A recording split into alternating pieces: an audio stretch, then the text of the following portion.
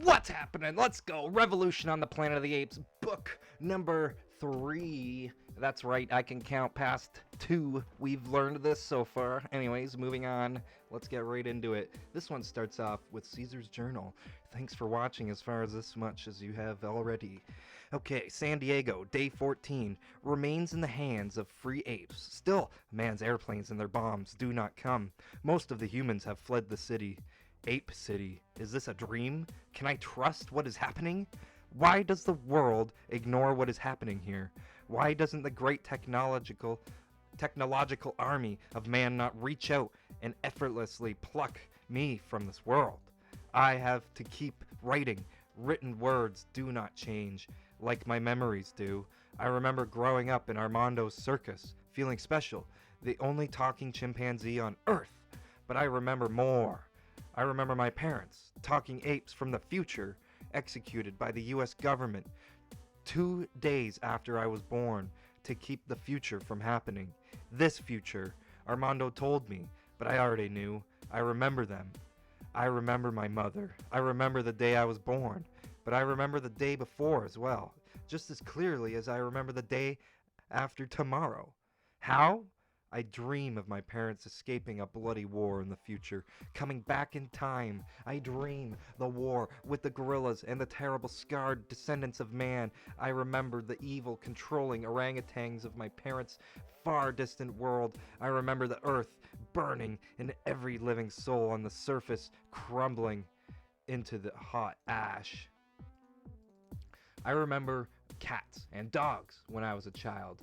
I remember when they all died and humans turned to my kind, first as pets, then as slaves. I remember how quickly we came to outnumber the humans in their own cities, in their own homes. I remember President Trundy being elected on a wave of anti-simian bigotry and fear. I remember when he took over the newspapers and the TV networks, made hatred of my kind the law. I remember the day the whip became law. I remember my own personal master, Governor Arnold Breck of California.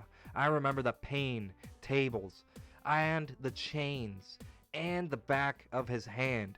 And I remember the red skies and the night of fire when my kind rose up, took the city away from the humans.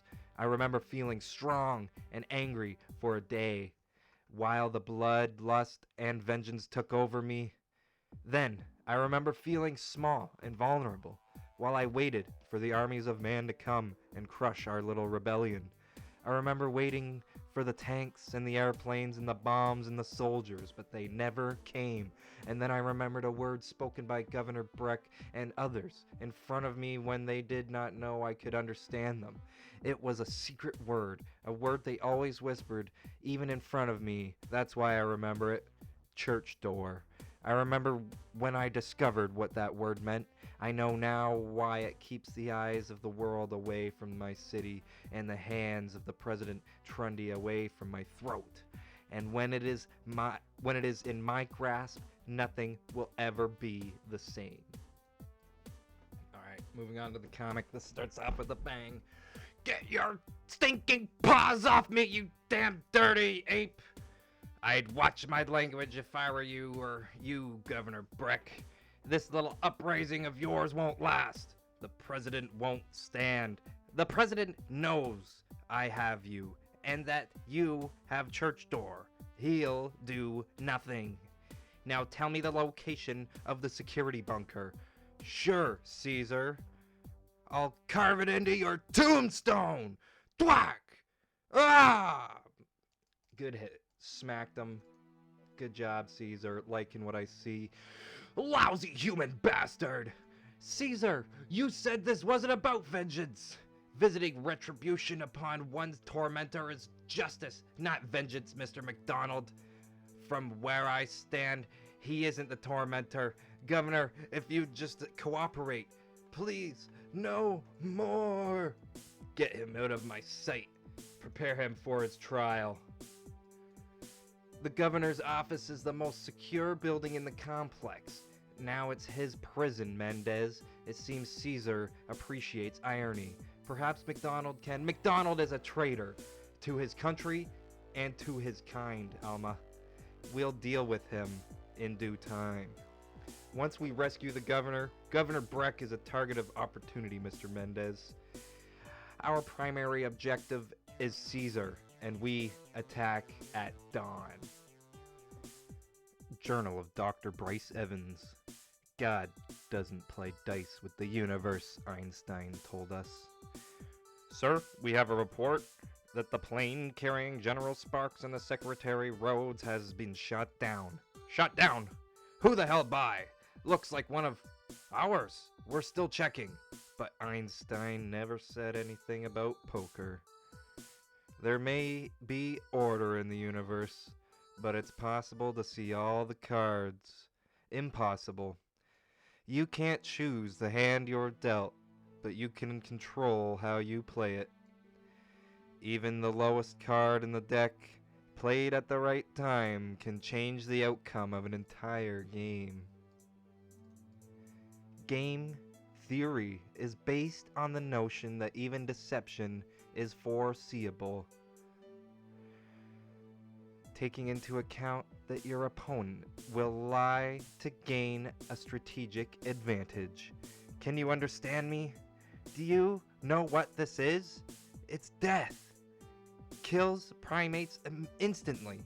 I've tried to persuade to kill only certain kinds of primates. Trouble is, genetically, there is not such difference between you and me. Logical pattern emerges, even when the truth is concealed. But sometimes you can't afford the luxury of theory. Sometimes you have to call God's bluff. Clink. Crack. What that requires is a leap of faith. Nora, if only you could see me now. Planet of the Apes. Revolution. Revolution on the Planet of the Apes. Part 3. Intelligent Design.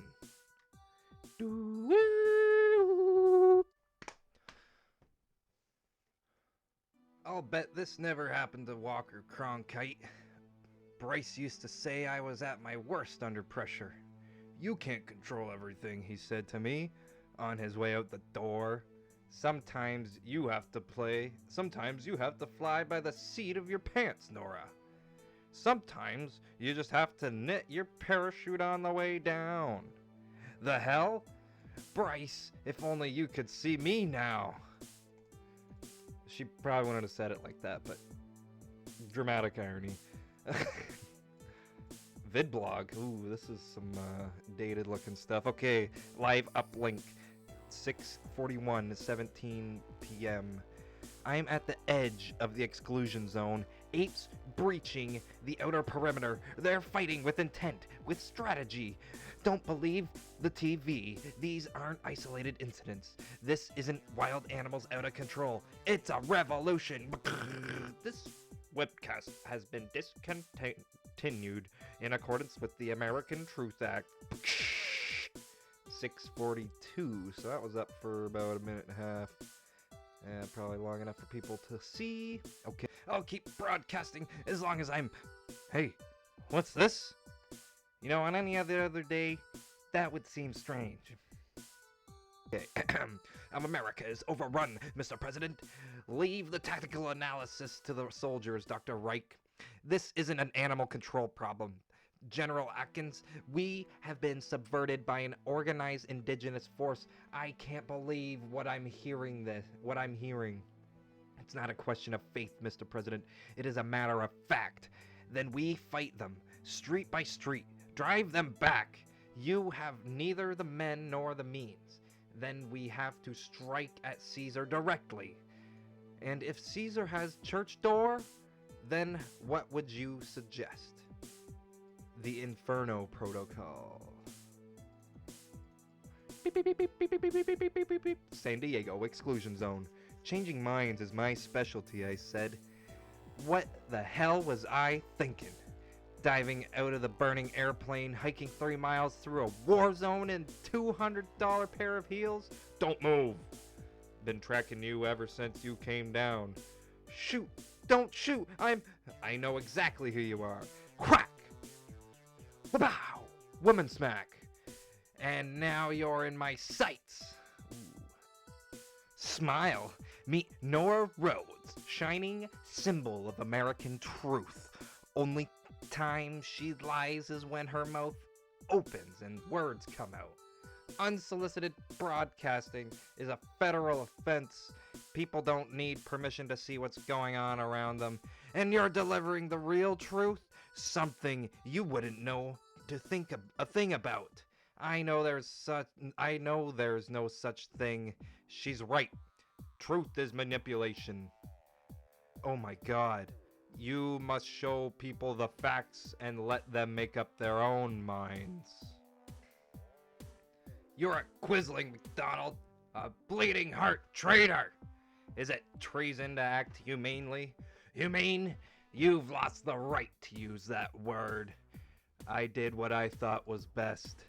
You've sold out your species to a pack of animals.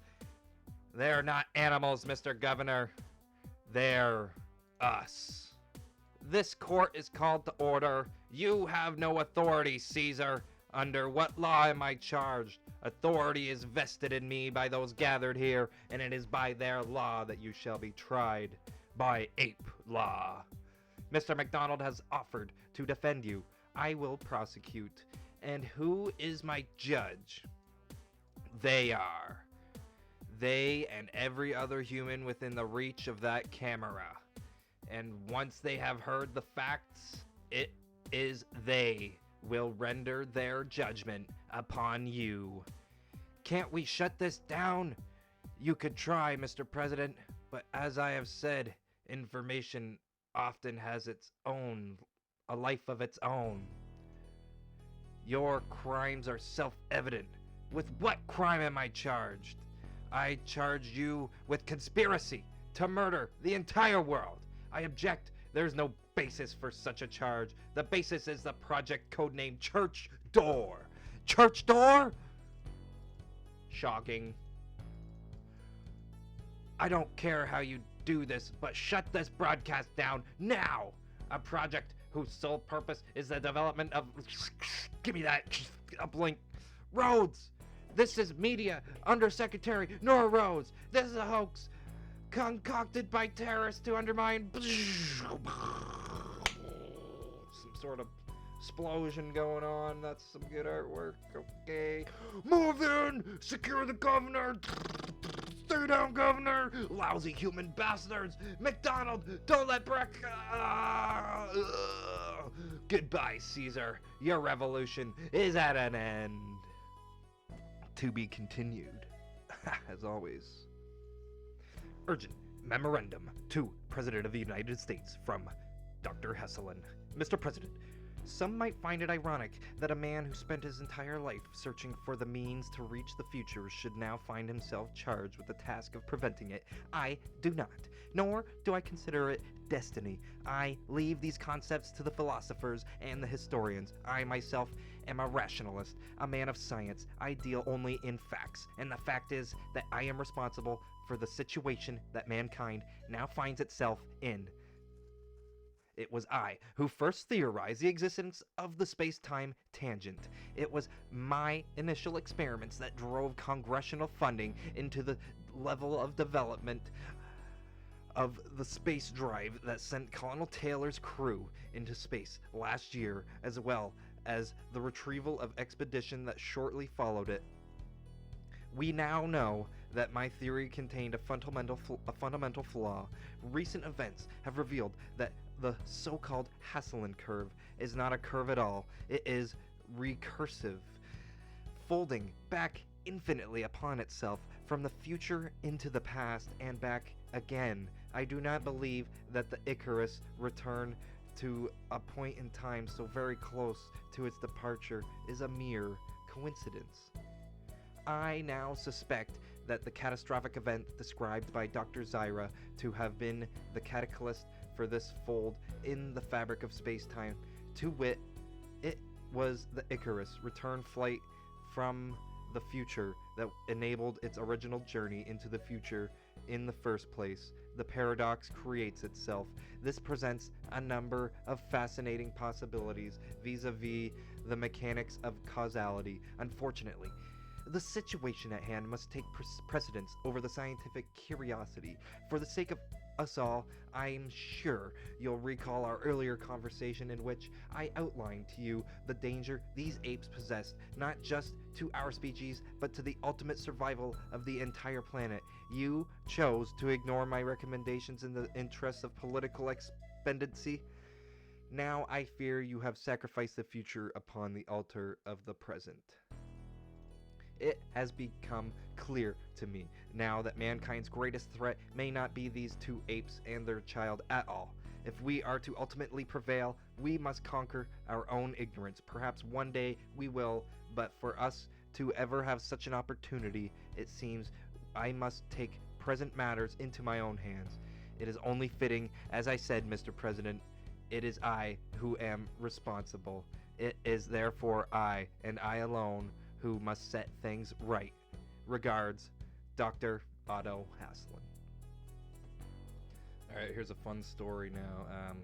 Armando's Marvelous Menagerie Circus. We got Armando mesmerizing, we got the soaring simians, and we got the elephant Sheba, and she astounds. Okay, let's get right into this one. Your eyes do not deceive you, ladies and gentlemen. You are witness to the most spectacular event in the history of the circus, the world-famous soaring simians performing marvels and maneuvers that are nothing short of a miracle. You saw it with your own eyes. No other show gives you this kind of excitement like Armando's Marvelous Menagerie Circus. Come back tomorrow, you still won't believe what you witness. Another fantastic performance.